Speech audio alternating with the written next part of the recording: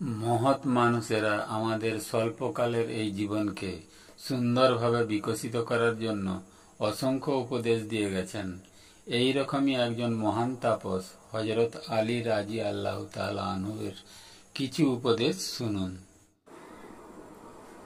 তুমি পানির মতো হতে চেষ্টা করো, যে কিনা নিজের চলার পথ নিজেই তৈরি করে নেয়। পাথরের মতো হয়েও না, যে নিজে অন্যের পথ রোধ করে। নীচ লোকের প্রধান হাতিয়ার অশ্লীল বাক্য।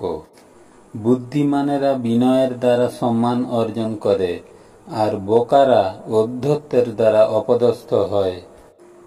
জ্ঞান ও বুদ্ধিমত্তা যত বাড়বে, বক্তব্য তত কমবে।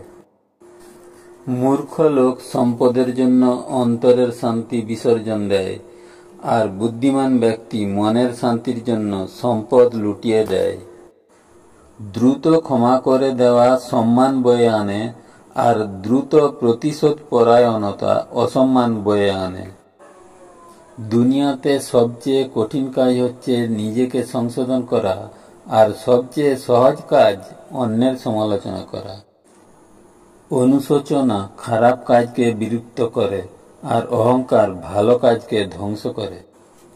অন্যের নিকট নিজের দুঃখ বলে বেড়ানোর অভ্যাস স্বেচ্ছায় নিজেকে লাঞ্ছিত করার নামান্তর মাত্র।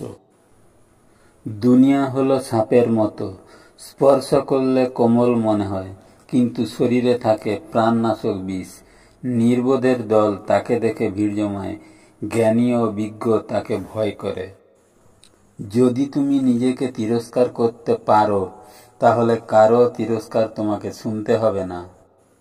সমাজ বিরোধীদের প্রশ্রয় দিলে সাম্রাজ্য ধ্বংস হয়ে যায়। অন্যের গুপ্ত বিষয় তালাশ না করে নিজের গুপ্ত বিষয় তালাশ করো। অপরের সম্পত্তির প্রতি আশা না করা সবচেয়ে বড় সম্পদ।